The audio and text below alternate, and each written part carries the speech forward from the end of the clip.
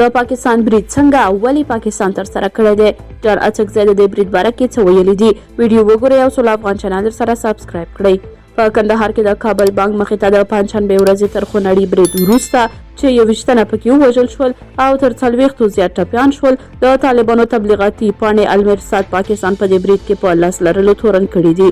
د المرصاد اردو او انګلیسي څانګو د پاکستاني طالبانو د پخواني ویان احسان الله احسان او په یو بل مستعار نوم مقالې خپرې کړي دي او ادعا کوي چې ګاونډي هیوادونه د خپلو نظامي او ستراتیژیکو ګټو لپاره داعش ډلې ته پناه ځایونه ورکوي.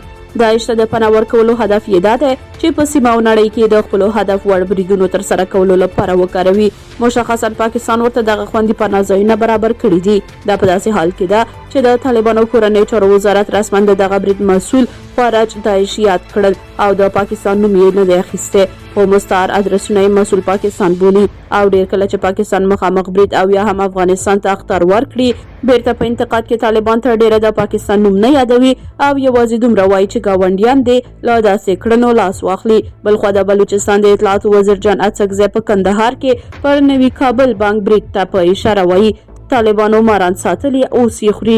جان اڅکزی د دغه برید په یادولو سره خپله ایکس پاڼه کې زیاتوي دا د کندهار په نننۍ چاودنه کې ثابته شوه ماران په خپلو مالکانو رحم نه کوي. خو بلخوا بیا کله چې پاکستان له طالبانو سر ټکول شروع کړي او پاکستانی طالبان په فوجیانو حملې وکړي بیا خلک هم دا جمله ورته کاروي چې پاکستان څه کړلي دي هغه اوس ریبي او دا پاکستان خپل هم مني او بار بار په طالبانو احسان کوي چې جمهوریت خلاف جنگونو کې موږ ستاسو سره مرسته کړې ده، نو اوس د پاکستانی طالبانو په مقابل کې زموږ مرسته وکړئ.